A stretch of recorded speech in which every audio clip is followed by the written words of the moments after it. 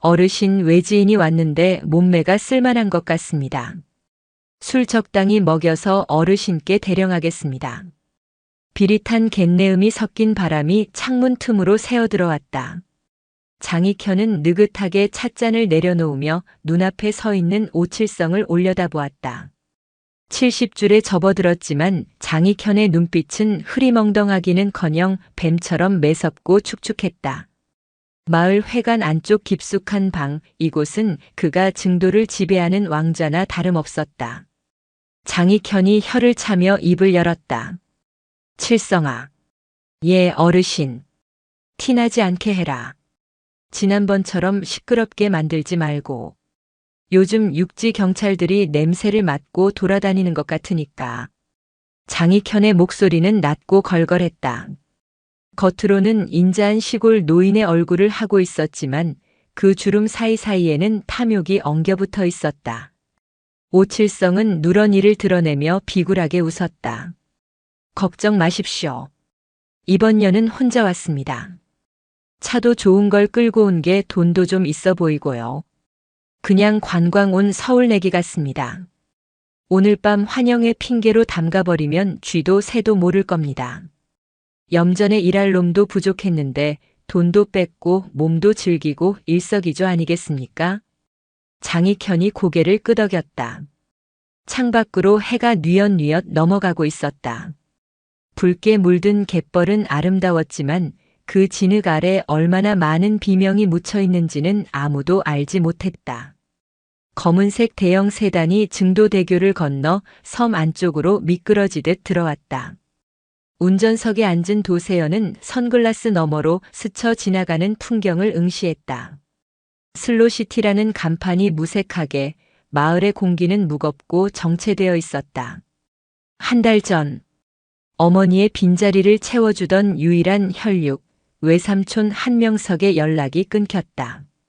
평생을 가난하고 소외된 이들을 위해 헌신해온 사회복지사. 그가 마지막으로 남긴 말은 이 섬 증도에 관한 것이었다. 세연아, 아무래도 이곳은 사람 사는 곳이 아닌 것 같다. 내가 조금 더 알아보고 올라가마. 그것이 마지막이었다. 경찰은 단순 가출이나 실족사 가능성을 언급하며 수사를 미적거렸다. 관할 경찰서 형사의 귀찮다는 듯한 말투가 귓가에 맴돌았다. 세연은 더 이상 공권력을 기다릴 수 없었다. 그녀는 707 특수임무단 시절 적의 심장부에 침투하던 그 감각을 다시 깨웠다. 차창 밖으로 끝없이 펼쳐진 염전이 보였다. 하얀 소금꽃이 피어있는 아름다운 풍경이었지만 세연의 눈에는 그것이 거대한 감옥처럼 보였다. 길가에 드문드문 보이는 주민들은 낯선 차량을 발견하자마자 하던 일을 멈추고 뚫어지라 쳐다봤다. 호기심 어린 시선이 아니었다. 경계와 감시, 그리고 먹잇감을 노리는 맹수의 눈빛이었다. 세연은 마을 회관 앞 공터에 차를 세웠다. 시동을 끄자 정막이 찾아왔다. 그녀는 룸미러로 자신의 얼굴을 확인했다.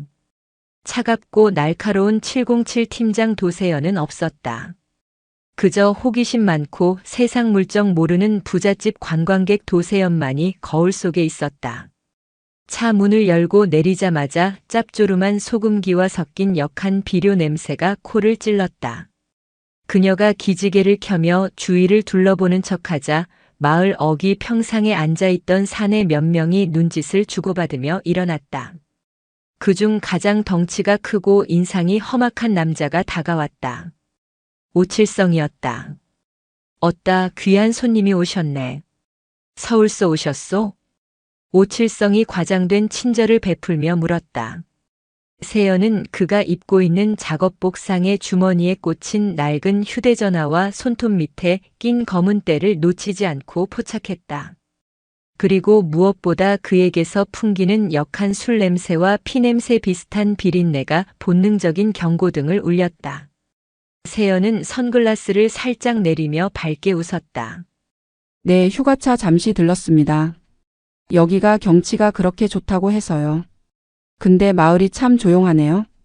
경치 좋지라. 우리 증도가 공기도 맑고 사람 인심도 좋기로 유명하여. 헌디 숙소는 잡으셨소? 예약 안 했으면 이 근방에 방 잡기 힘들 것인디. 오칠성이 음흉한 눈빛으로 세연의 몸을 위아래로 훑었다. 얇은 니트 위로 드러난 그녀의 탄탄한 몸선에 시선이 머물렀다. 세연은 불쾌감을 억누르며 고개를 저었다. 급하게 오느라 예약을 못했습니다. 혹시 며칠 묵을 만한 곳이 있을까요? 돈은 얼마든지 드릴 테니 깨끗하고 조용한 곳이면 좋겠습니다. 돈이라는 단어에 오칠성의 눈이 번뜩였다. 그는 뒤에 서 있던 배광수와 황대철을 보며 묘한 미소를 지었다. 암 잊고 말고. 우리 이장 어르신 댁이 민박을 겸하는 뒤 시설이 아주 호텔급이여. 내가 안내해 드릴 테니 따라오시오. 오칠성이 앞장서며 손짓을 했다. 근처에 있던 다른 사내들이 킬킬거리는 소리가 들려왔다. 마치 제 발로 호랑이 굴에 들어가는 사슴을 보는 듯한 비웃음이었다. 함정으로 안내하겠다 이거군. 세연은 모르는 척 차에 다시 올랐다. 차가 천천히 오칠성의 오토바이를 뒤따랐다. 마을 안쪽으로 들어갈수록 분위기는 더욱 기묘했다. 길가에 지나다니는 노인들은 하나같이 고개를 푹 숙이고 있었고 밭에서 일하는 인부들의 발목은 묘하게 부자연스러워 보였다. 마치 보이지 않는 족쇄를 찬 것처럼 절뚝거리는 걸음걸이. 이장 집은 마을 가장 높은 곳에 위치한 2층 양옥집이었다. 붉은 벽돌로 지어진 집은 주변에 쓰러져가는 슬레이트 집들과 확연히 대조되었다. 담벼락은 유난히 높았고 대문 위에는 시커먼 렌즈의 감시 카메라가 번뜩이고 있었다. 세연의 눈이 가늘어졌다. 카메라의 각도가 이상했다. 대문 밖을 비추는 게 아니라 마당 안쪽과 현관을 정면으로 향하고 있었다. 방범용이 아니라 내부 감시용이었다. 누군가 도망치는 것을 막기 위한 구조. 집이 참 크네요. 정원도 예쁘고. 세연이 차에서 내려 감탄하는 척했다. 현관문이 열리고 개량 한복을 입은 노인이 지팡이를 짚고 걸어 나왔다. 장익현이었다.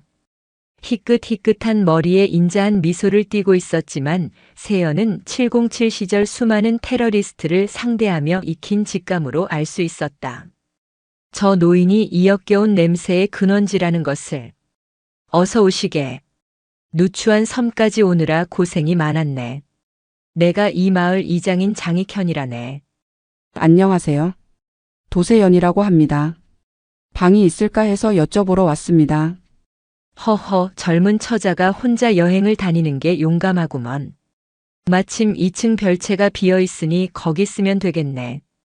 우리 마을은 손님을 그냥 보내는 법이 없지. 장익현이 오칠성에게 눈짓했다. 칠성아, 짐 좀 들어드려라. 그리고 오늘 저녁에 마을 회관. 아니, 우리 집 마당에서 조촐하게 환영회를 열 테니 준비하고. 예, 어르신. 아주 성대하게 준비하겠습니다. 오칠성이 세연의 트렁크 쪽으로 다가와 가방을 꺼내려 했다. 세연이 자연스럽게 그의 앞을 막아섰다. 아, 괜찮습니다. 귀중품이 있어서 제가 드는 게 편해요. 그녀의 목소리는 부드러웠지만 단호했다. 오칠성이 멈칫하는 사이 세연은 가방을 낚아채듯 어깨에 맸다. 그 안에는 갈아입을 옷가지 외에도 초소형 녹음기, 고성능 액션캠, 위치 추적기, 그리고 특수 제작된 3단봉이 들어있었다. 안내받은 2층 방은 겉보기엔 깔끔했다. 창문 밖으로는 마을 전경과 멀리 염전이 한눈에 들어왔다. 오칠성이 방문을 닫고 나가자마자 세연의 눈빛이 변했다. 관광객의 가면을 벗고 사냥꾼의 본색을 드러냈다. 그녀는 가방을 내려놓고 주머니에서 손바닥만 한 탐지기를 꺼냈다. 전원을 켜자마자 붉은 불빛이 깜빡이며 진동했다. 역시 탐지기가 텔레비전 셋톱박스와 화장대 거울을 가리켰다. 교묘하게 숨겨진 초소형 렌즈가 보였다. 침대를 정면으로 비추는 각도였다. 이들은 단순한 시골 텃세꾼들이 아니었다. 조직적이고 치밀하며 악랄했다. 세연은 탐지기를 끄고 침대에 걸터 앉았다. 일부러 카메라가 잘 보이는 각도였다. 그녀는 휴대전화를 꺼내 친구에게 통화하는 척 연기를 시작했다. 지수야. 나 도착했어. 여기 진짜 좋다. 이장님도 너무 친절하시고. 응, 며칠 푹 쉬다 갈 거야. 걱정 마. 그녀의 목소리는 밝았지만 시선은 창밖 멀리 염전 쪽을 향해 있었다. 해가 지고 어둠이 깔리기 시작하자 염전 창고 쪽에 희미한 불빛이 들어왔다.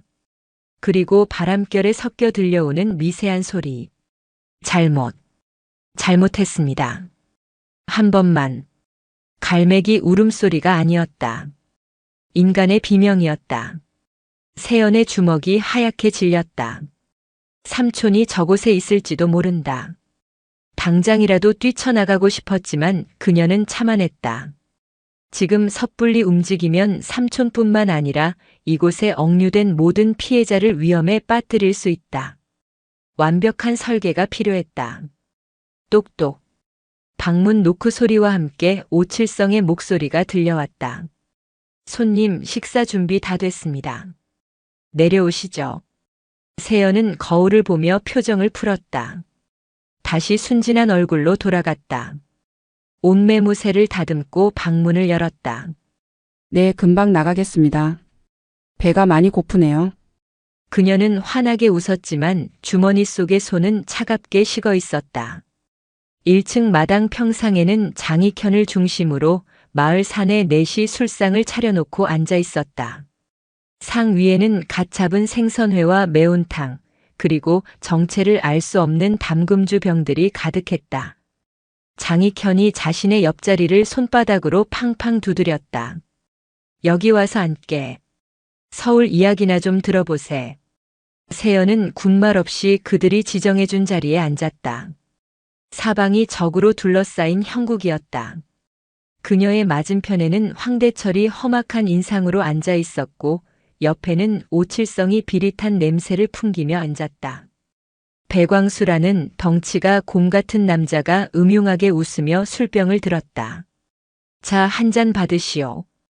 이게 우리 마을 특산물인 야관문주요. 몸에 아주 기가 막히지. 감사합니다.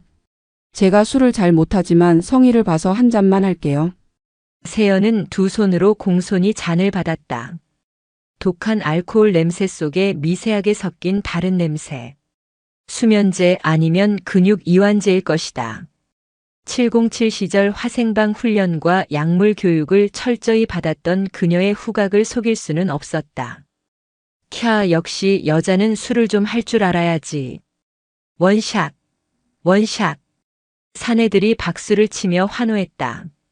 장익현이 만족스러운 듯 고개를 끄덕이며 그녀를 지그시 바라봤다. 그 눈빛은 사람을 보는 것이 아니라 잘 차려진 고기를 보는 듯 했다. 세연은 잔을 입에 가져다 대는 신용을 했다. 고개를 뒤로 젖히며 마시는 척할 때 소매 끝으로 술을 살짝 흘려보냈다. 어두운 조명과 사내들의 취기 덕분에 아무도 눈치채지 못했다. 술이 정말 세네요. 세연이 인상을 찌푸리며 빈잔을 내려놓았다. 허허, 우리 술이 좀 독하지. 안주도 좀 들게. 장익현이 젓가락으로 회 한 점을 집어 세연의 접시에 놓아주었다. 호구조사가 시작되었다. 그래, 혼자 여행 온 이유는 뭔가? 결혼은 안 했고? 세연은 미리 준비해둔 거짓 정보를 자연스럽게 흘렸다. 회사 일 때문에 스트레스를 좀 받아서요. 잠시 쉬려고 사직서 내고 내려왔습니다. 결혼은 아직 생각 없고요. 부모님은 일찍 돌아가셔서 혼자가 편해요. 저런 쯧쯧. 고아란 말이구먼. 여자가 혼자서 험한 세상 어찌 살려고. 좋은 짝을 만나야지. 우리 마을에도 건실한 청년들이 많은데 말이야. 고아라는 말에 사내들의 눈빛이 교환되었다. 뒤탈이 없을 거라는 확신을 가진 눈빛들이었다. 세연은 그들의 안도감을 읽었다. 근데 들어오다 보니까 염전 쪽에 창고 같은 게 있던데 거기도 구경할 수 있나요? 제가 소금 만드는 걸 한 번도 본 적이 없어서요. 세연이 짐짓취기가 오른 척 혀 꼬인 소리로 물었다. 순간 좌중의 공기가 싸늘하게 식었다. 왁자지껄하던 소음이 뚝 끊겼다. 장익현의 눈이 가늘어졌다. 염전? 거긴 왜? 아니 그냥 신기해서요. 텔레비전에서만 봤지 실제로 본 적이 없어서. 세연은 고개를 갸웃거리며 취기에 둔감해진 척했다. 장익현은 잠시 세연을 빤히 쳐다보더니 다시 허허 웃으며 분위기를 풀었다. 거긴 위험해서 안 돼. 밤에는 들개들도 돌아다니고 웅덩이도 깊어서 빠지면 못 나와. 내일 날 밝으면 칠성이가 구경시켜 줄 테니 오늘은 술이나 마시게. 맞습니다. 밤에 돌아다니다가 다치면 큰일 납니다. 흐흐. 황대철이 덧붙이며 세연의 잔에 다시 술을 가득 따랐다. 들개라. 세연은 속으로 코웃음을 쳤다. 그 들개가 4발 달린 짐승을 말하는 게 아니라는 건 뻔했다. 밤이 깊어질수록 그들의 탐색전은 노골적으로 변해갔다. 오칠성은 슬그머니 세연의 허벅지 쪽으로 손을 뻗기도 했다. 세연은 더 이상 이 역겨운 자리에 앉아있기 힘들었다. 이제 슬슬 마무리를 지어야 했다. 너무 어지러워요. 저 먼저 들어가서 쉬어야겠습니다. 세연이 비틀거리며 자리에서 일어났다. 몸을 가누지 못하는 연기는 완벽했다. 오칠성이 벌떡 일어나 그녀를 부축하려 들었다. 어이쿠 조심하셔. 내가 방까지 데려다 주리다. 그의 축축한 손이 세연의 어깨를 감싸려 했다. 세연은 본능적으로 그의 명치를 쳐버리고 싶은 사리를 억누르며 교묘하게 몸을 비틀어 그의 손을 피했다. 아닙니다. 혼자 갈 수 있어요. 칠성 씨도 많이 취하신 것 같은데. 세연은 벽을 짚으며 비틀비틀 계단을 올랐다. 어르신, 제가 가서 좀 도와줄까요? 오칠성이 아쉬운 듯 장익현을 쳐다봤다. 장익현이 고개를 저었다. 나더라. 약기운 돌면 제 발로 못 나온다. 어차피 도간에 든 쥐다. 새벽에 잠들면 그때 작업해. 오늘은 짐 검사부터 확실히 하고 지갑이랑 차 키 챙겨. 네. 알겠습니다. 방문을 닫고 잠금 장치를 걸자마자 세연은 바닥에 쓰러지는 척하며 침대 밑으로 굴러들어갔다. 그리고 1분 뒤 그녀의 눈이 어둠 속에서 번뜩였다. 취기는 씻은 듯이 사라져 있었다. 그녀는 침대 위에 베개를 길게 늘어놓고 이불을 덮어 사람이 자는 것처럼 위장했다. 그리고 재빨리 배낭에서 검은색 전술복을 꺼내 입었다. 신축성이 좋고 소리가 나지 않는 특수 원단이었다. 머리는 단단히 묶고 얼굴에는 검은색 마스크를 썼다. 창문을 조심스럽게 열었다. 2층이었지만 벽면에는 낡은 가스 배관이 설치되어 있었다. 그녀에게는 계단보다 더 편한 길이었다. 아래층에서는 여전히 사내들의 웃음소리가 들려왔다. 오늘 밤은 누가 먼저 들어갈까? 가위바위보 할까? 형님 먼저 하시죠. 제가 뒷정리하겠습니다. 저급한 대화가 오갔다. 세연은 배관을 타고 소리 없이 지면으로 내려왔다. 잔디밭에 착지하는 소리는 고양이 발자국 소리보다 작았다. 그녀는 어둠 속에 몸을 숨긴 채 이장집을 빠져나와 마을 뒤편 갈대밭으로 향했다. 목표는 염전 창고. 그곳에 삼촌이 있다. 그리고 이 마을에 추악한 진실이 묻혀 있다. 검은 갯벌 위로 차가운 달빛이 쏟아져 내렸다. 증도의 진짜 밤은 이제부터였다. 포식자들이 술에 취해 방심한 사이 더 상위의 포식자가 사냥터에 발을 들였다. 기다리세요, 삼촌. 제가 갑니다. 도세연의 그림자가 갈대숲 사이로 신기루처럼 사라졌다. 달빛은 차갑고 공평했다. 거대한 소금밭 위로 쏟아지는 은백색의 빛은 소금 결정을 보석처럼 빛나게 했지만 동시에 그 아래 검붉게 입을 벌린 갯벌의 음습함까지도 적나라하게 비추고 있었다. 도세연은 갈대숲 사이로 몸을 낮췄다. 한 걸음 내디딜 때마다 지늘기 군화 밑창을 끈적하게 잡아당겼다. 마치 이 섬의 저주가 발목을 잡고 놓아주지 않으려는 듯 했다. 707 시절 비무장지대 매복 작전 때 겪었던 살을 애는 추위보다 더한 한기가 등골을 타고 올라왔다. 그것은 기온 탓이 아니었다. 공기 중에 떠다니는 썩은 물비린내와 인간의 악의가 뒤섞인 악취 때문이었다. 그녀는 손목에 찬 전술 시계를 확인했다. 새벽 2시 13분. 마을 사람들은 깊은 잠에 빠졌을 시간이지만 포식자들의 사냥터는 지금부터가 진짜였다. 저 멀리 소금 창고 쪽에서 희미한 백열등 불빛이 깜빡였다. 세연은 호흡을 조절하며 소리 없이 이동했다. 갈대들이 바람에 스치며 내는 서걱서걱 소리가 그녀의 은밀한 침투를 도와주는 천년의 백색 소음이 되어주었다. 창고 근처에 다다르자 사람의 말소리가 들려왔다. 아, 젠장. 담배 다 떨어졌네. 투박한 목소리. 낮에 보았던 배광수였다. 그는 창고 앞 평상에 걸터앉아 빈 담뱃갑을 구겨 바닥에 던지고 있었다. 그의 옆에는 다 마신 소주병이 서너 개 굴러다녔다. 형님, 저기 컨테이너 가서 좀 가져올까요? 옆에 있던 주영배가 물었다. 주영배는 배광수보다 덩치는 작았지만 눈빛이 쥐새끼처럼 간사해 보이는 사내였다. 가져오는 김에 라면도 하나 끓여와. 출출하다. 아, 그리고 그 영감탱이 조용히 좀 시키고. 끙끙대는 소리 듣기 싫어 죽겠어. 예, 알겠습니다. 확입에 재갈을 물려버리던가 해야지 원. 주영배가 킬킬거리며 자리를 떴다. 배광수는 혼자 남아 가래침을 퇴뱉더니 창고 철문을 발로 쾅 걷어찼다.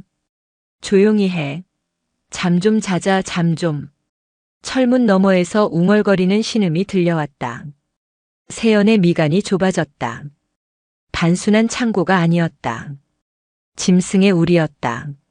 세연은 주영배가 사라진 틈을 타 창고 뒤편으로 돌아갔다. 낡은 슬레이트 지붕 아래로 환기구가 뚫려 있었다. 손이 닿지 않는 높이였지만 그녀에게는 문제가 되지 않았다. 주변에 쌓여있는 폐타이어를 밟고 가볍게 도약해 환기구 틈새를 잡았다. 녹슨 쇠창살 사이로 내부가 내려다 보였다. 세연은 주머니에서 펜 모양의 초소형 내시경 카메라를 꺼내 틈새로 밀어 넣었다. 스마트폰 화면에 창고 내부의 전경이 흑백으로 떠올랐다. 숨이 턱 막히는 광경이었다. 그곳은 인간이 머무는 공간이 아니었다. 바닥에는 습기를 머금은 집단과 스티로폼 조각들이 어지럽게 널려 있었고 곰팡이가 핀 벽지 위로 바퀴벌레들이 기어다니고 있었다. 그 쓰레기 더미 위에 5명의 남자가 짐짝처럼 구겨져 잠들어 있었다. 그들의 발목에는 하나같이 굵은 쇠사슬이 채워져 있었다. 개를 묶을 때나 쓰는 무거운 사슬이었다. 그들은 서로의 체온에 의지해 몸을 웅크리고 있었는데 앙상하게 드러난 갈비뼈와 멍투성이인 팔다리가 카메라 렌즈를 통해 선명하게 전해졌다. 세연의 손가락이 미세하게 떨렸다. 렌즈를 조작해 가장 안쪽 구석을 비췄다. 다른 사람들보다 더 심하게 몸을 떨고 있는 한 노인. 머리카락은 헝클어지고 수염은 덥수룩했지만 세연은 단번에 알아볼 수 있었다. 외삼촌 한명석이었다. 항상 깔끔하게 다려입은 셔츠를 입고 어려운 이웃을 볼 때면 누구보다 환하게 웃어주던 그 따뜻한 사회복지사의 모습은 온데간데 없었다. 한쪽 다리가 기형적으로 꺾인 채 신음하고 있는 삶의 의지를 잃어가는 늙은 노예만이 있을 뿐이었다. 세연은 입술을 깨물어 터져 나오려는 비명을 삼켰다. 피맛이 났다. 당장이라도 뛰어내려 배광수의 목을 꺾어버리고 삼촌을 업고 나가고 싶었다. 그어버리고 싶었다. 저 쇠사슬을 채운 놈들의 발목을 똑같이 잘라내고 싶었다. 하지만 그녀는 멈췄다. 참아야 했다. 지금 감정에 휘둘려 무력을 행사한다면 삼촌은 구할 수 있을지 몰라도 이 거대한 악의 카르텔은 뿌리 뽑지 못한다. 장익현은 꼬리 자르기를 할 것이고 증거 불충분으로 풀려난 그들은 또 다른 희생자를 찾아낼 것이다. 완벽한 파멸. 그게 삼촌이 원하는 정의일 거야. 세연은 차가운 이성으로 끓어오르는 분노를 덮었다. 그녀는 침착하게 녹화 버튼을 눌렀다. 그때 철문이 열리는 소리와 함께 주영배가 컵라면과 담배를 들고 들어왔다. 그가 들어오자 잠들어 있던 사람들이 흠칫 놀라며 몸을 움츠렸다. 수년간 지속된 폭력이 만들어낸 본능적인 공포 반응이었다. 어이 형님. 여기 담배요. 주영배가 창고 안쪽이 아닌 입구 쪽에 서 있던 배광수에게 담배를 던졌다. 배광수는 창고 안으로 들어와 담배에 불을 붙였다. 매캐한 연기가 환기구 쪽으로 피어올랐다. 야 김씨. 일어나봐. 배광수가 맨 앞쪽에 누워있던 중년 남성의 옆구리를 군화발로 걷어찼다. 퍽 하는 둔탁한 소리가 났다. 예 반장님. 김씨라 불리는 남자가 비틀거리며 일어났다. 초점 없는 눈동자가 허공을 맴돌았다. 노래나 한 곡 해봐라. 심심하다. 네. 노래하라고. 즐거운 걸로. 분위기 좀 띄워보란 말이야. 배광수가 손에 쥐고 있던 몽둥이로 철제 드럼통을 쾅 내리쳤다. 찢어질 듯한 소음이 창고를 울렸다. 김씨는 벌벌 떨며 흘러간 유행가를 부르기 시작했다. 목소리는 갈라지고 음정은 엉망이었다. 공포에 질린 가수의 노래. 그것은 노래가 아니라 절규에 가까웠다. 푸하하. 야, 저 새끼 노래하는 꼬라지 좀 봐라. 염소냐? 음매해. 주영배가 배를 잡고 웃었다. 배광수도 낄낄거리며 김씨의 머리에 담뱃재를 털었다. 아이고 우리 가수님. 목이 마르신가 보네. 물 좀 드려야지. 배광수가 먹다 남은 컵라면 국물을 김씨의 얼굴에 획 끼얹었다. 뜨겁지는 않았지만 붉은 국물이 김씨의 눈과 코로 들어갔다. 김씨가 컥컥거리며 고통스러워했지만 감히 닦아낼 생각조차 하지 못했다. 죄송합니다. 더 잘 부르겠습니다. 김씨가 바닥에 머리를 박으며 빌었다. 세연은 이 모든 장면을 빠짐없이 기록했다. 화면 속 배광수의 얼굴, 학대 행위, 그리고 방관하며 즐기는 주영배의 모습까지. 고화질 영상이 클라우드 서버로 실시간 전송되고 있었다. 웃어둬라. 그 웃음이 비명으로 바뀌는데 그리 오래 걸리지 않을 테니.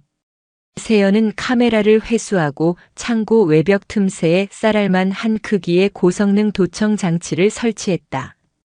이제 창고 안의 모든 소리는 그녀의 귀나 다름없었다. 그녀는 지붕에서 내려와 다시 어둠 속으로 스며들었다.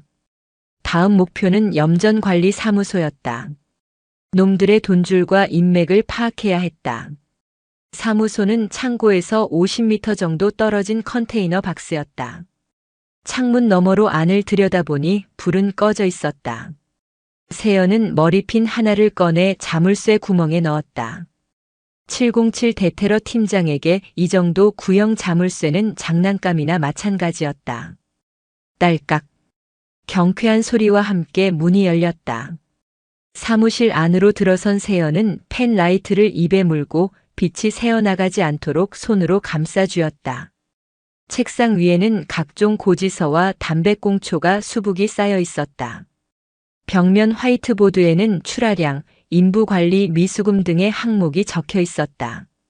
세연은 책상 서랍을 뒤졌다.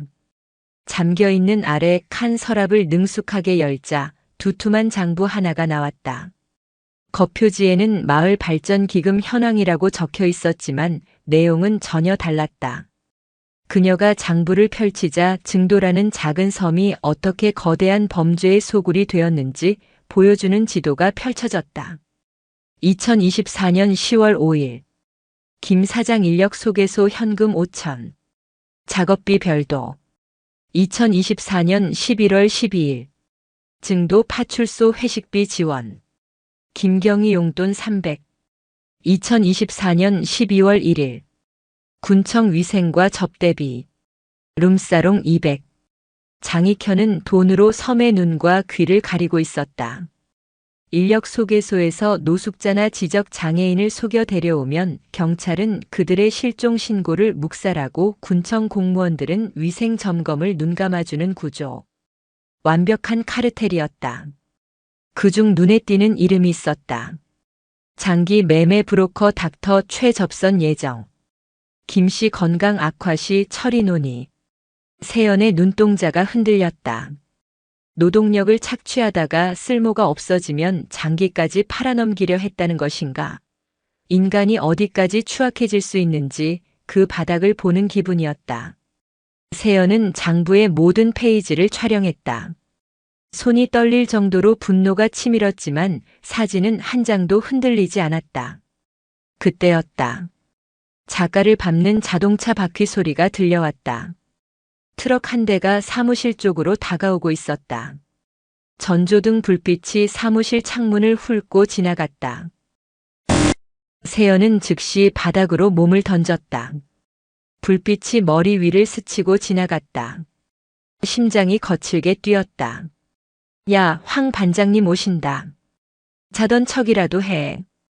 밖에서 배광수의 목소리가 들렸다. 트럭 문이 열리고 굵직한 목소리가 들렸다. 황대철이었다. 이 새끼들이 빠져가지고. 야, 오늘 물량 못 맞추면 니들 껍데기 벗겨버린다고 했어. 안 했어. 황대철이 고함을 지르며 다가왔다. 발자국 소리가 점점 사무실 쪽으로 가까워졌다. 근데 사무실 문이 왜 열려 있어? 칠성이 이 새끼가 문단속 안 했나? 황대철이 사무실 문고리를 잡았다. 세연은 책상 밑 깊숙한 곳, 낡은 캐비닛 뒤쪽 틈새로 몸을 구겨 넣었다. 호흡을 멈췄다. 그녀의 오른손은 허리춤의 3단봉 손잡이를 꽉 쥐고 있었다. 만약 들킨다면 선택지는 하나다. 3초 안에 기절시키고 사고로 위장한다. 문이 벌컥 열렸다. 황대철이 안으로 들어와 전등 스위치를 켰다. 형광등이 깜빡거리며 사무실을 비췄다. 세연의 시야에 흙 묻은 황대철의 장화가 들어왔다. 장화는 세연이 숨은 책상 쪽으로 다가왔다. 쿵, 쿵, 쿵. 심장 소리가 고막을 때렸다. 황대철이 책상 앞에 멈춰 섰다. 어라? 커피가 없네. 황대철은 책상 위에 커피 믹스통을 흔들어 보더니 투덜거렸다. 젠장, 오칠성 이 자식은 비품 채워놓으라니까 맨날 까먹어. 대가리에 똥만 찼나. 그는 신경질적으로 빈통을 쓰레기통에 던져 넣었다. 퉁 하고 통이 튕겨나와 세연이 숨은 캐비닛 쪽으로 굴러갔다. 황대철의 시선이 통을 따라 움직였다. 세연은 눈을 질끈 감지 않았다. 오히려 더 크게 뜨고 상황을 직시했다. 황대철이 몸을 숙여 통을 주우려 했다. 그의 손이 점점 가까워졌다. 세연의 근육이 수축되었다. 튀어나가려는 본능을 억제하며 타이밍을 쟀다. 반장님, 이장님이 찾으십니다. 밖에서 오칠성의 목소리가 들려왔다. 구세주 같은 외침이었다. 황대철이 멈칫하더니 허리를 폈다. 아씨, 이 시간에 왜 또 불러? 알았어, 간다. 그는 커피통을 내버려 두고 밖으로 나갔다. 불이 꺼지고 문이 닫혔다.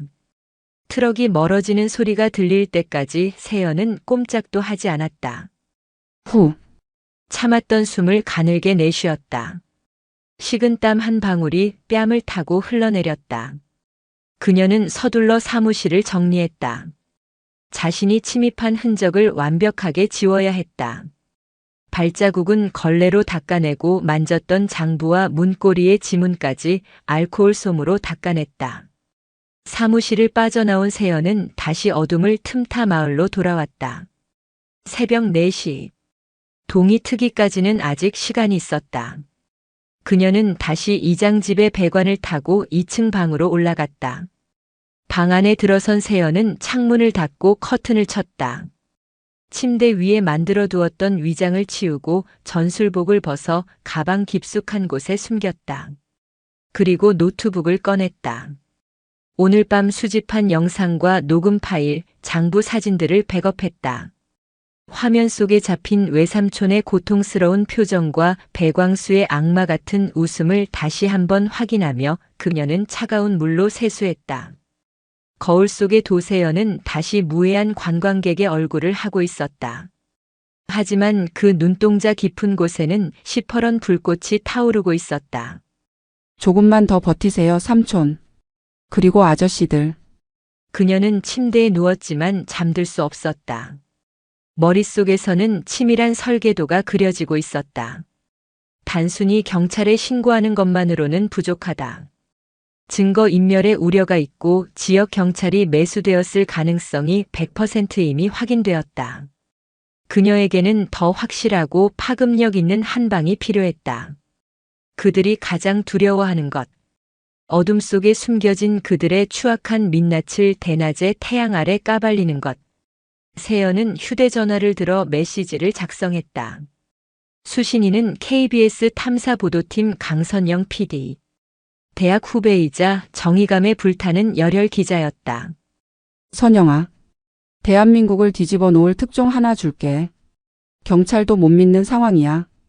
방송팀 꾸려서 목포항 대기해. 내가 신호 주면 바로 헬기 띄워. 좌표는 전남 신안군 증도.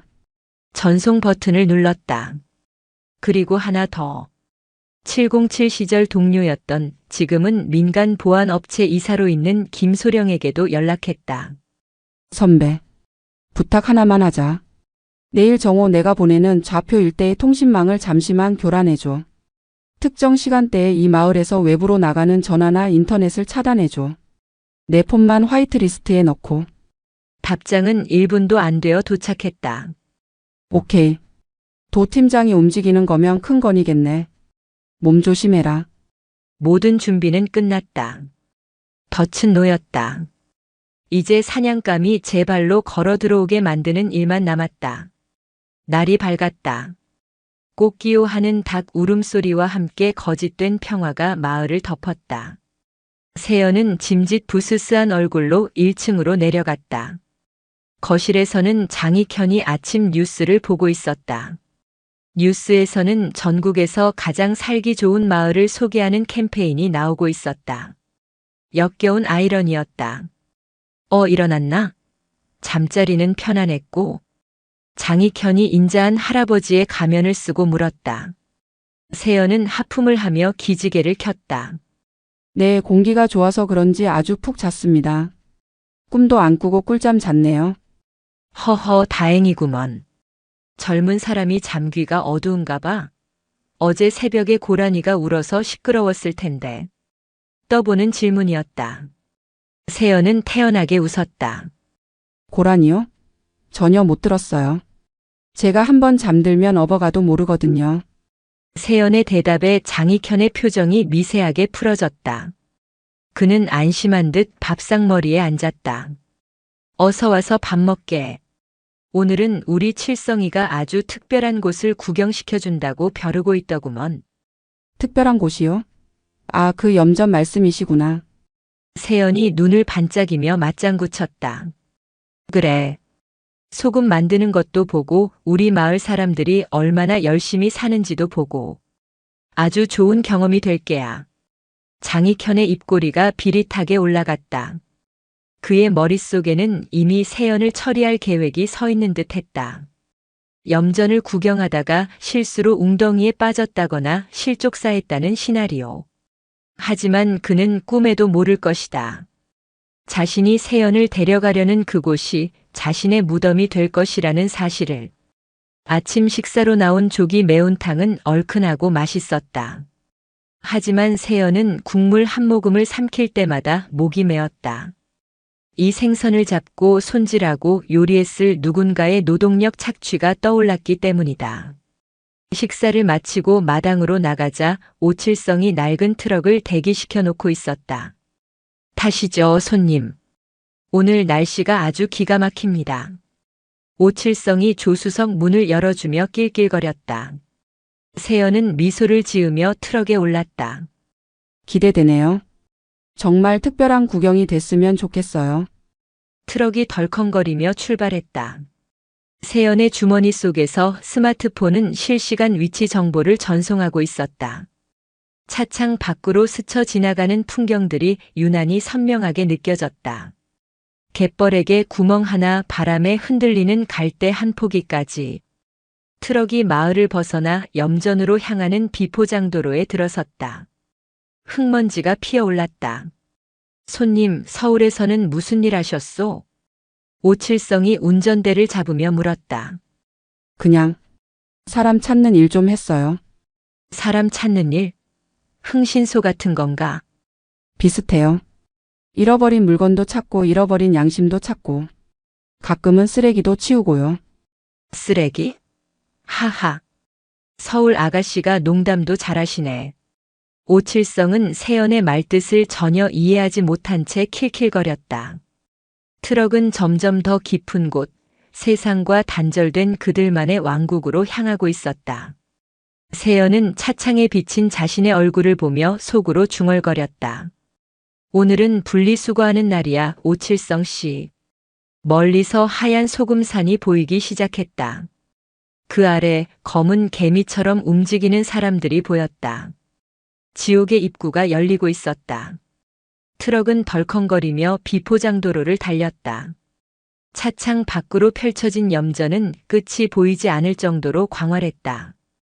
바둑판처럼 나누어진 소금밭에는 허리까지 오는 장화를 신은 인부들이 고개 한번 들지 못한 채 대패질을 하고 있었다.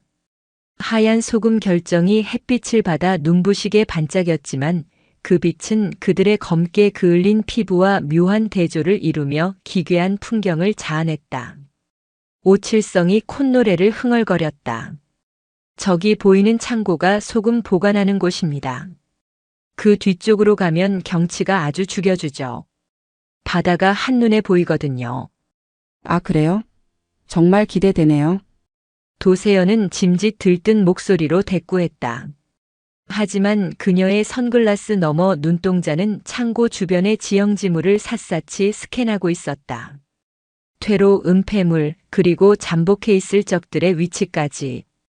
트럭이 창고 앞 공터에 멈춰 섰다. 흙먼지가 가라앉자 미리 기다리고 있던 황대철과 배광수의 모습이 드러났다.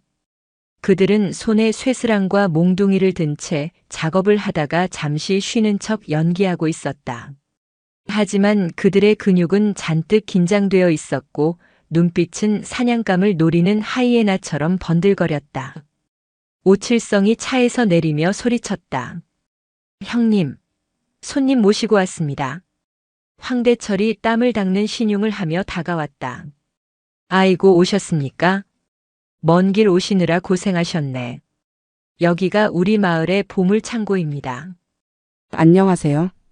일하시는데 방해된 건 아닌지 모르겠네요. 세연이 차에서 내려 가볍게 목례했다. 바닷바람이 불어와 그녀의 머리카락을 흐트렸다. 그녀는 자연스럽게 머리를 쓸어 넘기며 재킷 단추에 위장된 바디캠의 렌즈가 정면을 향하도록 조정했다. 방에는요. 자, 이쪽으로 오시죠. 아주 특별한 걸 보여드리겠습니다. 황대철이 창고 뒤편 사람들의 시선이 닿지 않는 사각지대로 손짓했다. 절벽과 맞닿아 있어 떨어지면 바로 갯벌로 추락하는 위험한 곳이었다. 세연은 순순히 그들의 뒤를 따랐다. 오칠성이 퇴로를 차단하듯 그녀의 뒤에 섰다. 포위망이 완성되었다. 창고 뒤편에 도달하자 황대철이 멈춰 섰다. 그는 바닥에 놓인 굵은 밧줄을 발로 툭툭 찼다. 아가씨, 서울에서 뭐 하던 사람이라고 했지? 갑자기 바뀐 말투. 존댓말은 사라지고 위협적인 반말이 튀어나왔다. 세연은 짐짓 당황한 표정을 지었다. 네? 갑자기 왜 말씀을 그렇게? 흥신소, 사람 찾는 일, 흐흐흐. 재밌는 일을 하시네. 그럼 이것도 찾을 수 있나? 내 목숨. 황대철의 신호와 함께 배광수가 뒤에서 덮쳐왔다. 곰 같은 덩치가 세연을 향해 몸을 날렸다. 일반적인 여성이라면 비명조차 지르지 못하고 깔려버릴 상황이었다. 하지만 배광수가 껴안은 것은 허공이었다. 세연이 유령처럼 몸을 비틀어 옆으로 빠져나갔다. 배광수는 중심을 잃고 앞으로 고꾸라졌다. 그 찰나의 순간 세연의 오른발이 배광수의 오금을 정확하게 가격했다. 퍽! 윽! 배광수가 무릎을 꿇었다. 세연은 지체 없이 그의 팔을 등 뒤로 꺾어 올렸다. 우두둑 하는 소름 끼치는 소리와 함께 배광수의 비명이 터져 나왔다. 끄악! 내 팔! 내 팔! 세연은 배광수를 방패막이 삼아 황대철과 오칠성을 노려보았다. 함정치고는 너무 허술하네. 유치원생도 이것보단 잘 짜겠다. 그녀의 목소리는 더 이상 나긋나긋하지 않았다. 얼음장처럼 차갑고 강철처럼 단단했다. 선글라스를 벗어 주머니에 넣는 그녀의 눈빛에서 살기가 뿜어져 나왔다. 황대철이 당황하여 뒷걸음질 쳤다. 이 인연이 미쳤나? 야, 뭐해? 전연 잡아. 오칠성이 품에서 잭나이프를 꺼내들었다. 햇빛을 받아 날카롭게 빛나는 칼날. 죽고 싶어 환장했구나. 곱게 보내주려고 했더니 오칠성이 칼을 휘두르며 달려들었다. 세연은 배광수를 바닥에 밀쳐버리고 오칠성의 손목을 향해 손을 뻗었다. 707 시절 수만 번 반복했던 대검 방어술이었다. 세연의 손날이 오칠성의 손목 안쪽 급소를 강타했다. 악! 칼이 힘없이 바닥으로 떨어졌다. 세연은 그 틈을 놓치지 않고 오칠성의 턱을 손바닥으로 올려쳤다. 턱뼈가 울리는 소리와 함께 오칠성이 뒤로 낮아빠졌다. 기절이었다. 순식간에 두 명이 제압당했다. 황대철은 쇠스랑을 들고 있었지만 감히 덤벼들지 못하고 손을 부들부들 떨었다. 너 정체가 뭐야? 경찰이야? 경찰? 아니, 그보다 좀 더 무서운 사람. 세연이 한 걸음 다가갔다. 황대철이 쇠스랑을 휘둘렀지만 공포에 질린 동작은 크고 느렸다. 세연은 가볍게 허리를 숙여 피한 뒤 황대철의 명치에 주먹을 꽂아 넣었다. 컥! 황대철이 숨을 쉬지 못하고 바닥에 뒹굴었다.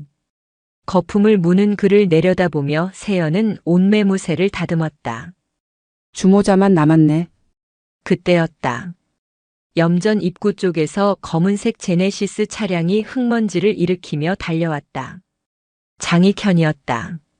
차에서 내린 장익현은 지팡이를 짚고 다가오다 바닥에 널브러진 자신의 부하들을 보고 멈춰섰다.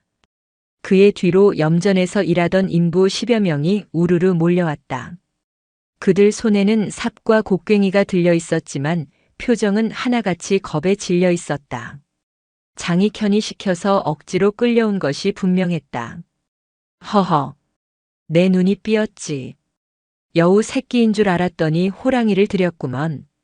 장익현은 전혀 당황하지 않았다. 오히려 이 상황이 흥미롭다는 듯 눈을 빛냈다. 그는 평생을 무법지대에서 살아온 괴물이었다. 힘의 논리를 누구보다 잘 알았다. 그래, 내 부하놈들을 이렇게 만들어 놓고 무사히 나갈 수 있을 거라 생각하나? 여긴 증도야. 섬이라고. 배 끊기면 넌 그냥 도간에 든 쥐야. 세연은 쓰러진 황대철을 밟고 서서 장익현을 마주 보았다. 쥐는 당신이지. 지금 이 상황 전부 생중계되고 있거든. 세연이 가슴에 달린 바디캠을 가리켰다. 장익현의 눈썹이 꿈틀했다. 생중계? 하, 여기가 어딘지나 알고 까부는 거냐? 여긴 전화도 잘 안 터지는 깡촌이야. 거짓말도 정도껏 해야지. 그는 세연의 말을 허세로 치부했다. 장익현이 지팡이로 인부들을 가리켰다. 전연 잡아라. 잡는 놈한테 내 빚 탕감해주고 현금 500만 원 준다. 인부들이 웅성거렸다. 비탄감. 그들에게는 목숨과도 같은 말이었다. 몇몇 젊은 인부들이 삽을 고쳐 잡고 세연을 향해 다가오기 시작했다. 그들 틈에 다리를 절뚝이는 한 노인이 있었다. 한명석이었다. 그는 흐릿한 눈으로 세연을 바라보다가 소스라치게 놀라며 입을 막았다. 세연아? 삼촌. 세연의 외침에 한명석이 비틀거리며 앞으로 나왔다. 안 돼. 도망쳐라. 이놈들 사람 죽이는 거 눈 하나 깜짝 안 하는 놈들이야. 어서 가. 한명석이 절규하며 인부들 앞을 가로막았다. 비켜 이 영감탱이가. 한 인부가 한명석을 거칠게 밀쳤다. 한명석이 힘없이 진흙 바닥에 나뒹굴었다. 그 순간 도세연의 이성이 끊어졌다. 그녀는 바닥에 떨어진 오칠성의 잭나이프를 집어들었다. 그리고 순식간에 한명석을 밀친 인부의 앞으로 파고들었다. 칼날이 인부의 목덜미 바로 옆 허공을 갈랐다. 서늘한 바람이 인부의 살갗을 스쳤다. 한 발짝만 더 움직여봐. 그땐 급소야. 세연의 목소리는 지옥에서 들려오는 듯 낮고 섬뜩했다. 인부는 다리에 힘이 풀려 주저앉았다. 살기. 진짜 사람을 죽여본 자만이 낼 수 있는 압도적인 살기에 인부들은 얼어붙었다. 장익현의 표정이 처음으로 굳어졌다. 너, 사람을 죽여봤구나. 죽이는 건 내 전문이지. 근데 오늘은 아니야. 당신들을 법의 심판대에 세우는 게 내 목표니까. 세연은 한명석을 부축해 일으켰다. 그리고 주머니에서 스마트폰을 꺼내 버튼을 눌렀다. 삐익. 고주파 소음이 염전 전체에 울려 퍼졌다. 미리 설치해둔 소형 스피커들이 동시에 작동한 것이다. 사람들이 귀를 막고 괴로워하는 사이 세연은 한명석을 데리고 소금창고 안으로 뛰어들어갔다. 쾅! 육중한 철문이 닫히고 빗장이 걸렸다. 문 부서. 당장 끌어내. 밖에서 장익현의 고함이 들려왔다. 쿵, 쿵. 철문을 두드리는 소리가 들렸지만 수십 년 된 철문은 쉽게 열리지 않을 것이다. 창고 안은 어두웠다. 좁은 환기구로 들어오는 빛 한 줄기가 유일했다. 세연은 삼촌을 집단 위에 눕혔다. 삼촌 괜찮으세요? 다친 데는요? 세연아, 어떻게 내가 여기에? 아이고 위험한데. 한명석은 조카의 얼굴을 어루만지며 하염없이 눈물을 흘렸다. 세연은 삼촌의 찢어진 옷자락과 멍든 팔다리를 보며 가슴이 미어졌다. 죄송해요. 너무 늦게 와서. 이제 괜찮아요. 제가 다 해결할게요. 세연은 가방에서 구급 키트를 꺼내 삼촌의 상처를 소독했다. 밖에서는 여전히 고함과 문을 부수려는 시도가 계속되고 있었다. 오래 못 버텨요. 놈들이 용접기를 가져오거나 불을 지를 수도 있어요. 세연은 창고 벽면에 붙여둔 장비를 점검했다. 다행히 통신 장비는 무사했다. 그녀는 김소령에게 메시지를 보냈다. 플랜 B 가동. 고립됐다. 구조 요청. 하지만 전송 실패 메시지가 떴다. 통신 두절. 세연의 눈이 커졌다.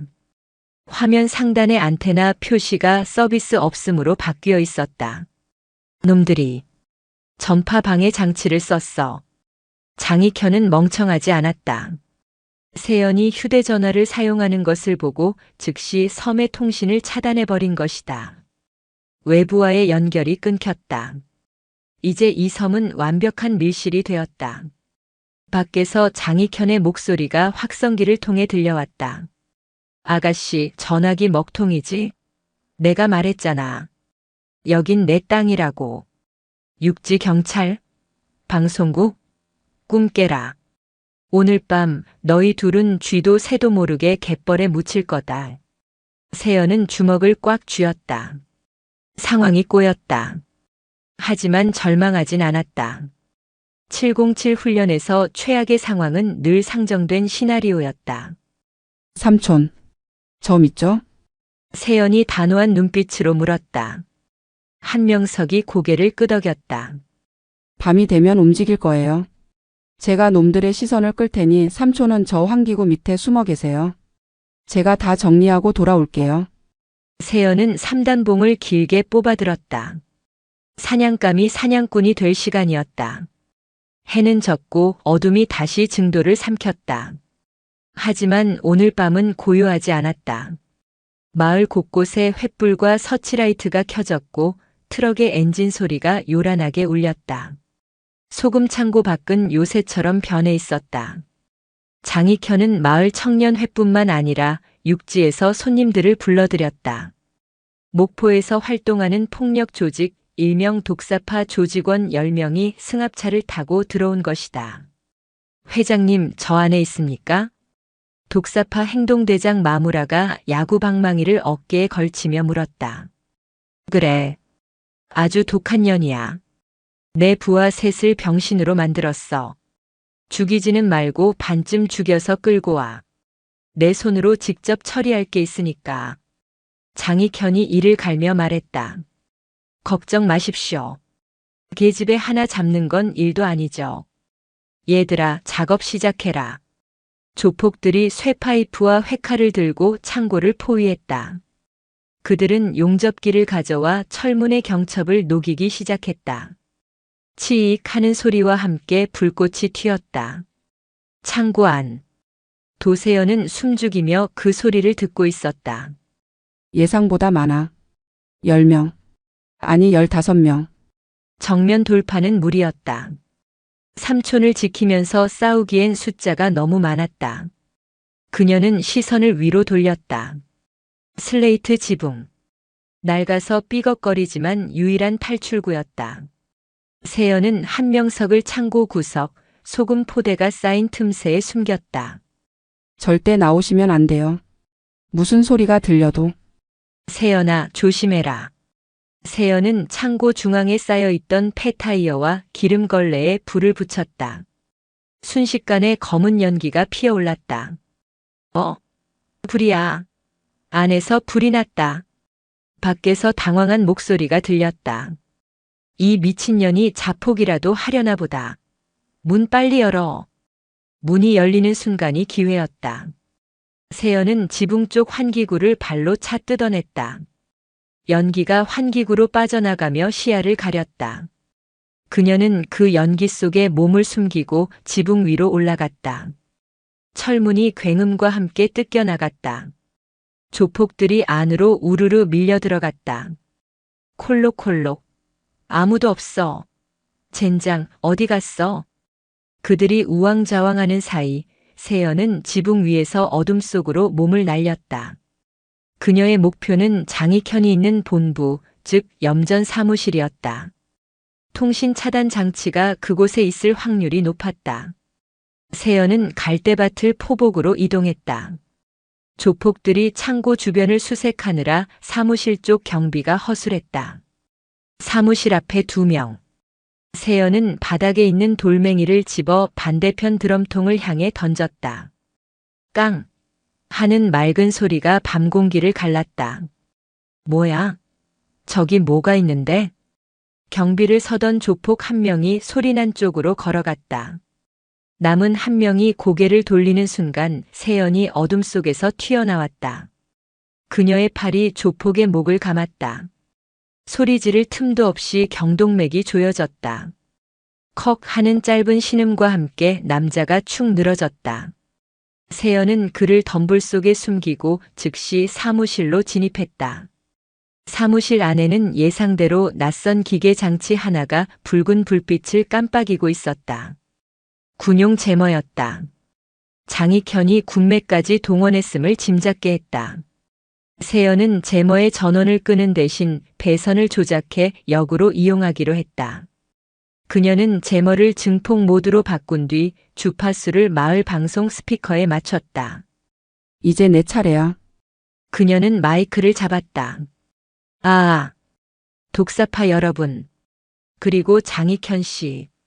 갑작스러운 방송 소리에 밖에서 수색하던 조폭들이 일제히 멈췄다. 스피커에서 흘러나오는 목소리는 기계음처럼 변조되어 더욱 기괴하게 들렸다. 지금부터 술래잡기를 시작합니다. 술래는 당신들이고 나는 사냥꾼입니다. 이게 무슨 개소리야? 방송실 찾아. 저겠다. 마무라가 소리치며 사무실 쪽을 가리켰다. 조폭들이 사무실로 달려들었다. 하지만 세연은 이미 창문을 통해 빠져나간 뒤였다. 그녀는 염전의 지형을 이용해 게릴라전을 펼쳤다. 염전은 미로와 같았다. 좁은 둑길, 깊은 웅덩이, 그리고 미끄러운 진흙. 지형을 모르는 외부인들에게는 지옥이나 다름없었다. 으악! 비명소리가 들렸다. 조폭 한 명이 세연이 미리 설치해둔 와이어에 걸려 웅덩이에 처박혔다. 소금물에 빠진 그는 허우적거렸다. 여기다. 여기 있어. 다른 놈들이 몰려왔지만 그곳에는 바람에 흔들리는 갈대뿐이었다. 퍽. 어둠 속에서 3단봉이 날아와 또 다른 놈의 뒤통수를 가격했다. 끄악. 하나씩 하나씩. 어둠 속에서 적들이 사라졌다. 공포가 독사파 조직원들을 잠식하기 시작했다.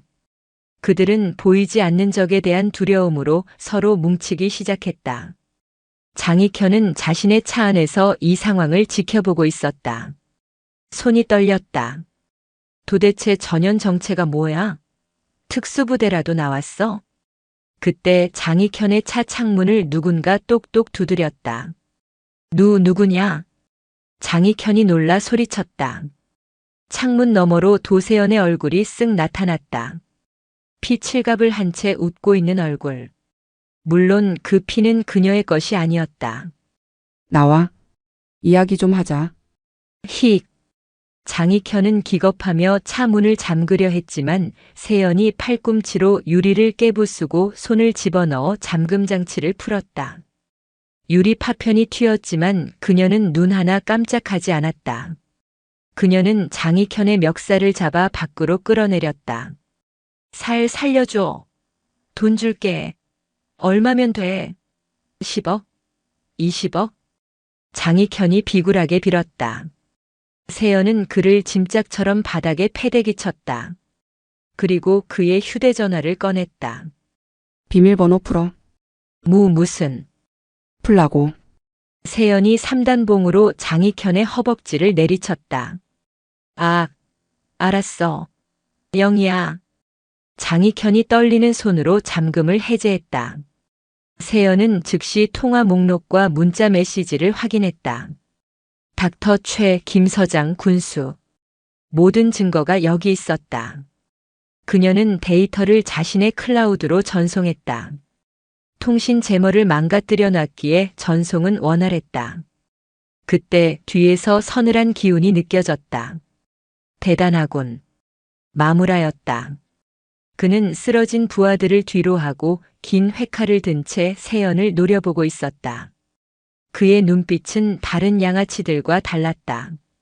살인을 해본 놈의 눈빛이었다.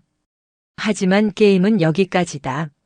마무라가 순식간에 거리를 좁혔다. 칼날이 세연의 복부를 노리고 들어왔다. 세연은 장익현을 발로 차 밀어내며 뒤로 물러섰다. 칼끝이 재킷을 스치고 지나갔다. 빠르네. 세연이 3단봉을 고쳐 잡았다. 너 같은 년은 팔다리를 잘라서 염전 노예들한테 던져줘야 제맛이지. 마무라가 다시 달려들었다. 그의 칼 놀림은 현란했다. 위, 아래, 좌우. 쉴 새 없이 몰아치는 공격에 세연은 방어하기 급급했다. 체급 차이와 무기의 리치 차이가 있었다. 하지만 세연은 침착했다. 상대의 패턴을 읽고 있었다. 마무라가 크게 찌르기를 들어오는 순간 세연은 피하는 대신 앞으로 파고들었다. 지금이다. 세연의 3단봉이 마무라의 칼든 손목을 강타했다. 깡! 뼈 부러지는 소리가 났지만 마무라는 칼을 놓지 않았다. 독종이었다. 그는 반대 손으로 주먹을 날려 세연의 얼굴을 가격했다. 입안이 터져 피맛이 났다. 세연은 비틀거렸지만 쓰러지지 않았다. 오히려 그 고통이 그녀의 야성을 깨웠다. 재밌네. 육지 깡패는 좀 다를 줄 알았는데, 세연이 피 섞인 침을 뱉으며 웃었다. 이제 내 차례야. 세연은 3단봉을 접어 넣었다. 그리고 맨주먹을 쥐었다. 707 살상 무술 CQC. 진짜 싸움은 지금부터였다. 마무라가 당황한 듯 멈칫했다. 무기를 버린 상대를 이해할 수 없다는 표정이었다. 미쳤냐? 아니, 널 부수기 위해 최적화하는 거야. 세연이 바람처럼 달려들었다. 소금기 머금은 바람이 두 사람 사이를 갈랐다. 독사파 행동대장 마무라는 회칼을 역수로 고쳐주었다.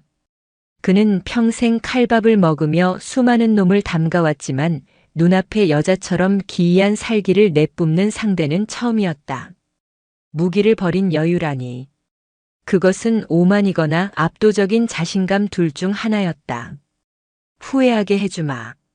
마무라가 바닥을 박차고 튀어나갔다.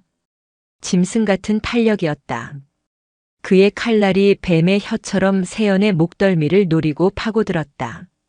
단순한 찌르기가 아니었다. 찌르고 비트는 살점을 도려내려는 악랄한 궤적이었다. 도세연은 물러서지 않았다. 칼끝이 눈앞까지 다가온 찰나 그녀는 상체를 15도 각도로 미세하게 틀었다. 칼날이 그녀의 귓가 머리카락을 스치고 지나갔다. 그 순간이었다. 흡. 짧은 기압과 함께 세연의 왼손이 마무라의 칼든 손목을 안쪽에서 바깥쪽으로 감아쥐었다. 동시에 오른손바닥이 마무라의 턱 밑을 강타했다. 퍽! 뼈와 뼈가 부딪히는 둔탁한 파열음. 마무라의 고개가 뒤로 젖혀졌다. 하지만 그는 독종이었다. 고통을 삼키며 반대쪽 주먹을 휘둘렀다. 세연은 그 주먹을 피하지 않고 자신의 어깨로 받아내며 품으로 파고들었다. 근접 격투술의 핵심은 거리였다. 상대의 공격은 무력화하고 나의 공격은 극대화하는 거리. 세연은 마무라의 품 안에서 몸을 회전시키며 그의 팔꿈치 관절을 역방향으로 꺾었다. 우두둑. 크악. 마무라의 입에서 비명이 터져나왔다. 칼을 쥐고 있던 손에 힘이 풀리며 회칼이 갯벌 진흙 속으로 떨어졌다. 아직 멀었어. 세연의 목소리는 건조했다. 그녀는 비명을 지르는 마무라에게 틈을 주지 않았다. 꺾인 팔을 축으로 삼아 그를 바닥에 매다 꽂았다.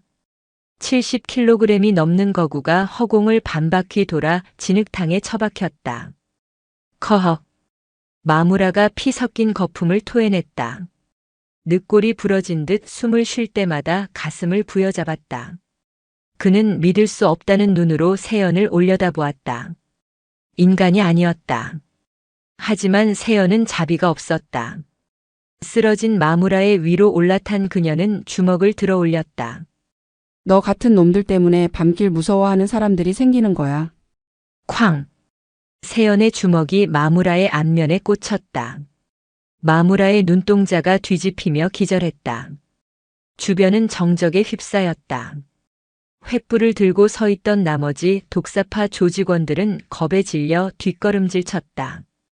그들의 대장이 그것도 칼을 든 상태에서 맨손의 여자에게 1분도 안 되어 박살이 났다. 싸울 의지가 꺾이는 것은 당연했다. 다음 덤빌 사람? 세연이 피 묻은 장갑을 고쳐 끼며 조직원들을 둘러보았다. 아무도 움직이지 못했다. 쇠파이프를 든 손들이 덜덜 떨리고 있었다. 그때 멀리서 엔진 소리와 함께 경찰차 사이렌 소리가 들려왔다. 오, 온다. 경찰이다. 장익현이 환호성을 질렀다. 그는 바닥을 기어 차 뒤로 숨어 있다가 사이렌 소리를 듣고는 다시 기세가 등등해져 지팡이를 집어들었다. 하하, 넌 이제 끝났다. 공권력을 이길 수 있을 것 같으냐? 경찰차 3대와 검은색 승합차 1대가 염전 공터로 들이닥쳤다. 차 문이 열리고 제복을 입은 경찰들과 사복 형사들이 내렸다. 그들의 선두에는 배가 남산만하게 나온 중년 남자가 있었다. 신안군 관할 경찰서 형사과장 박성배 경정이었다. 박 과장은 현장을 둘러보더니 인상을 찌푸렸다. 쓰러진 조폭들, 피투성이가 된 마무라, 그리고 그 가운데 우뚝 서 있는 도세연. 이게 다 무슨 난리야? 박 과장님, 전현입니다. 전현이 흉기를 들고 내 사유지에 침입해서 사람들을 다 죽여놨습니다. 당장 사살해 주시오. 장익현이 박 과장의 바짓가랑이를 잡고 늘어졌다. 박 과장은 혀를 차며 세연을 노려보았다. 아가씨 얌전히 무릎 꿇고 손머리 위로 올려. 특수폭행의 살인미수 현행범으로 체포한다. 세연은 코웃음을 쳤다. 상황 파악이 안 되시나 봅니다, 과장님. 피해자는 저와 저기 창고에 갇힌 사람들입니다. 이 사람들은 납치, 감금, 폭행을 일삼은 범죄자들이고요. 시끄러. 판단은 판사가 하는 거야. 우리는 신고받고 출동했을 뿐이고. 박 과장이 눈짓을 하자 형사들이 수갑을 꺼내 들고 세연을 포위했다. 그들의 손은 이미 권총 손잡이에 가 있었다. 공정한 법 집행자가 아니었다. 장익현의 사냥개들이었다. 세연은 뒤를 흘깃 보았다. 소금창고 환기구 쪽에서 삼촌의 걱정스러운 눈빛이 느껴졌다. 여기서 잡히면 끝이다. 삼촌도 증거도 모두 묻힐 것이다. 경고하는데 다가오지 마시죠. 당신들이 받은 뒷돈 뇌물장부 녹취록 이미 다 넘어갔습니다. 세연의 말에 박 과장의 눈썹이 꿈틀했다. 뭐? 장부? 장익현 씨 사무실 금고에 있던 이중 장부요. 형사과장 박성배 매달 500만 원. 이라고 아주 꼼꼼하게 적혀 있더군요. 박 과장의 얼굴이 흑빛으로 변했다가 이내 붉게 달아올랐다. 분노와 공포가 뒤섞인 표정이었다. 증거가 있다면 이 여자를 살려보내선 안 된다. 이 미친년이 헛소리를. 야, 저항하면 쏴버려. 흉기 소지하고 반항한다고 보고하면 되니까. 박 과장이 권총을 뽑아들었다. 동시에 다른 형사들도 총구를 세연에게 겨눴다. 칠흑 같은 어둠 속에서 10여 개의 총구가 그녀를 향했다. 절체절명의 위기였다. 장익현은 뒤에서 비열하게 웃고 있었다. 죽여. 죽여버려. 쥐도 새도 모르게 묻어버리면 그만이야. 탕. 공포탄이 밤하늘을 갈랐다. 경고 사격이었다. 다음은 내 머리통이다. 무릎 꿇어. 박 과장이 고함을 질렀다. 세연은 천천히 두 손을 들었다. 하지만 그녀의 눈빛은 죽지 않았다. 그녀는 머릿속으로 계산했다. 가장 가까운 형사와의 거리 2m. 총을 뺏어서 제압하는 데 걸리는 시간 0.8초. 하지만 숫자가 너무 많았다. 총격전이 벌어지면 창고 안의 삼촌이 위험해질 수도 있었다. 시간을 끌어야 했다. 쏘시죠. 쏘는 순간 당신들 비리가 담긴 파일이 전국의 언론사로 자동 전송될 겁니다. 제가 신박동이 멈추면 전송되도록 설정해뒀거든요. 거짓말이었다. 하지만 박 과장은 그 말을 믿을 수밖에 없었다. 이 여자는 보통 내기가 아니었다. 눈앞에서 조폭 행동대장을 맨손으로 때려잡은 괴물이었다. 박 과장의 손이 떨렸다. 쏘지도 안 쏘지도 못하는 진퇴양난. 개소리 마. 그딴 기술이 어디 있어? 믿기 싫으면 당겨보시던가. 당신 연금 날아가고 감옥 가는 건 시간 문제니까. 세연의 도발에 박 과장의 이마에서 식은땀이 흘러내렸다. 팽팽한 긴장감이 감돌았다. 그때였다. 소금 창고 쪽에서 쿵, 쿵 하는 소리가 들렸다. 안에서 사람들이 문을 두드리는 소리였다. 살려주세요. 여기 사람 있어요. 도와주세요. 경찰 아저씨. 인부들이 깨어났다. 세연이 피운 연기와 밖의 소란에 잠에서 깬 피해자들이 살려달라고 외치기 시작했다.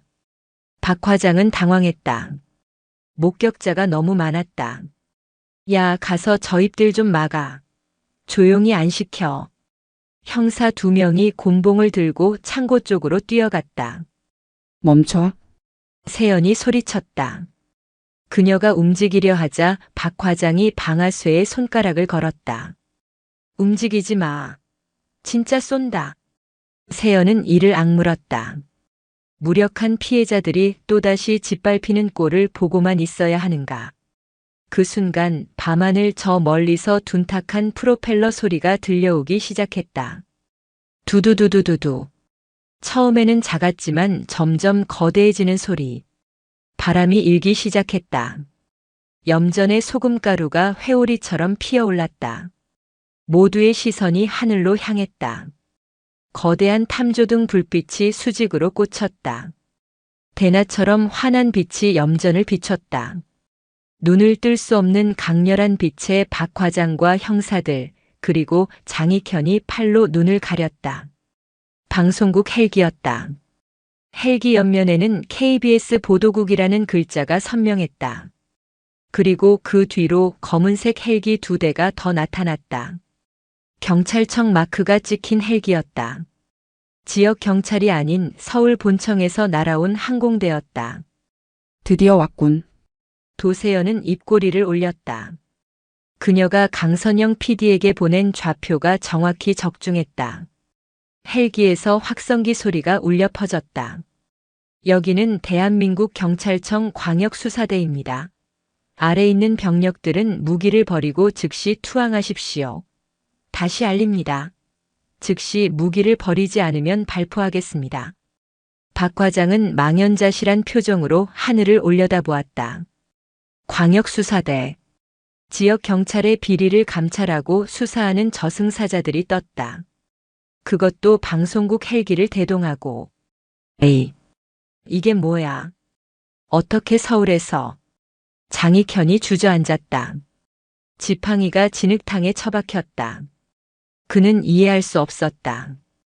자신의 왕국은 완벽했는데, 군수도 서장도 다 자기 편이었는데, 세연은 기회를 놓치지 않았다.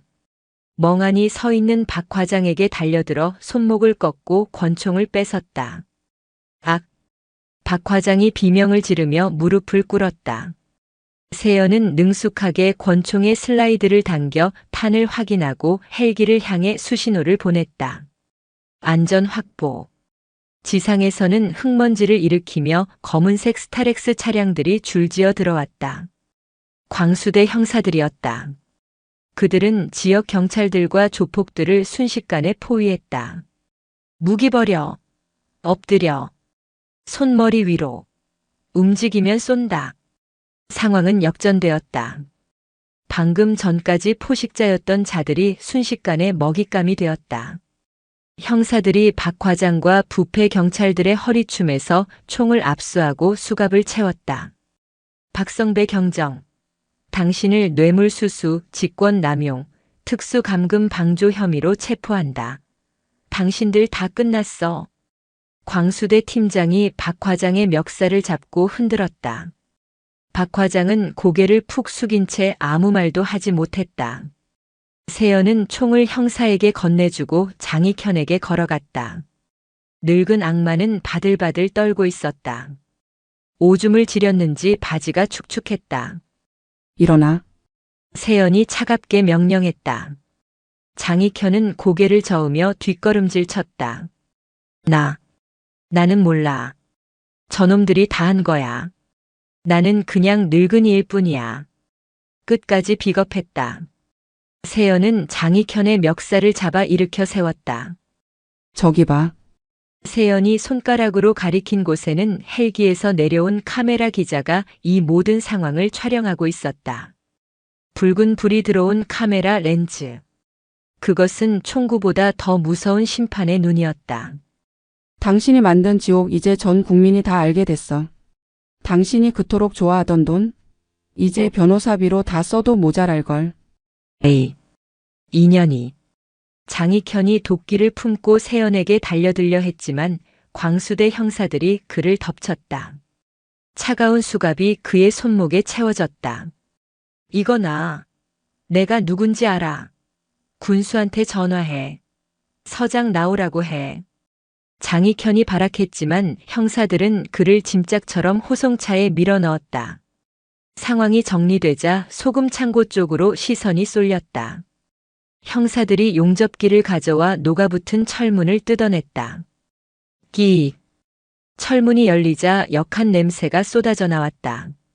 그리고 그 안에서 짐승처럼 갇혀있던 사람들이 하나둘 걸어 나왔다.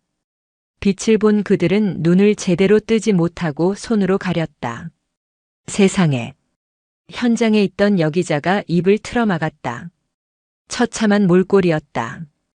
어떤 이는 다리를 절고 어떤 이는 영양실조로 배만 불룩했다. 그들의 몸에 새겨진 멍과 상처는 이곳이 21세기 대한민국이라고는 믿을 수 없는 지옥이었음을 증언하고 있었다. 세연은 사람들 틈을 헤치고 들어갔다. 삼촌. 구석에서 웅크리고 있던 한명석이 고개를 들었다. 그는 무사했다. 세연이 달려가 그를 껴안았다. 세연아, 끝난 거냐? 이제 정말 끝난 거냐? 네, 끝났어요. 이제 집에 가요. 세연의 눈에서 참았던 눈물이 한 방울 흘러내렸다. 강철 같은 여전사도 가족 앞에서는 어쩔 수 없는 조카였다. 한명석은 세연의 부축을 받으며 밖으로 나왔다. 신선한 공기, 그리고 자유의 냄새. 그는 하늘을 올려다보며 깊은 숨을 들이마셨다. 피해자들이 구급차에 실려가고 범죄자들이 호송차에 태워지는 동안 날이 밝아오고 있었다. 갯벌 너머 수평선에서 붉은 태양이 떠올랐다. 그것은 증도의 어둠을 몰아내는 진짜 심판의 새벽이었다. 강선영 PD가 세연에게 다가왔다. 언니, 진짜 대박이다. 이거 방송 나가면 나라 뒤집어질 거야. 청와대 청원 게시판 벌써 난리 났어. 고생했어, 선영아. 내 덕분이야. 아니지, 언니 덕분이지. 근데 몸은 괜찮아? 입술 터졌네. 강 PD가 걱정스럽게 물었다. 세연은 손등으로 입가의 피를 닦아냈다. 이 정도는 훈장이지. 아, 부탁 하나만 더 하자. 뭔데? 세연이 주머니에서 USB 하나를 꺼냈다. 장익현의 금고에서 복사한 원본 데이터였다. 이거 경찰에도 넘길 거지만 너한테 먼저 줄게. 편집하지 말고 원본 그대로 터뜨려. 군수 지역 국회의원 검사까지 줄줄이 엮여 있어. 꼬리 자르기 못하게 내가 감시해줘. 강 PD가 비장한 표정으로 USB를 받아들었다. 걱정 마. 내가 아주 탈탈 털어버릴 테니까. 세연은 멀어져가는 호송차를 바라보았다. 창살 너머로 장익현의 절망적인 얼굴이 보였다. 세연은 그에게 손을 흔들어주지 않았다. 그저 차가운 눈빛으로 그가 사라질 때까지 지켜볼 뿐이었다. 구급차 뒤편에 앉아 치료를 받던 한명석이 세연을 불렀다. 세연아. 내 삼촌. 고맙다. 그리고 미안하다. 이 못난 삼촌 때문에 내가 험한 꼴을 봤구나. 그런 말 마세요. 삼촌이 계셨기에 저도 여기까지 올 수 있었어요. 세연은 삼촌의 어깨에 담요를 덮어주었다. 그리고 저 이제 백수가 아니라 새로운 직업을 찾은 것 같아요. 새로운 직업? 네. 세상엔 아직 청소해야 할 쓰레기들이 너무 많더라고요. 제가 청소는 좀 잘하잖아요. 세연이 장난스럽게 웃으며 주먹을 쥐어 보였다. 한명석도 허허 웃으며 고개를 끄덕였다. 동이 튼 증도의 아침은 눈부셨다. 염전의 소금꽃들이 햇빛을 받아 다이아몬드처럼 빛났다. 어제까지만 해도 그것은 노예들의 피와 땀이었지만 오늘부터는 정화된 하얀 결정체가 될 것이다. 도세연은 떠오르는 태양을 바라보며 깊게 심호흡했다. 그녀의 두 번째 전쟁은 승리로 끝났다. 하지만 그녀는 알고 있었다. 이것은 끝이 아니라 시작이라는 것을. 어딘가에서 또 다른 비명이 들려온다면 그녀는 언제든 다시 짐승의 이빨을 드러낼 준비가 되어 있었다. 검은 세단이 흙먼지를 일으키며 섬을 빠져나갔다. 백미러 속에 비친 증도는 이제 평화로워 보였다. 진짜 평화가 찾아온 것이다.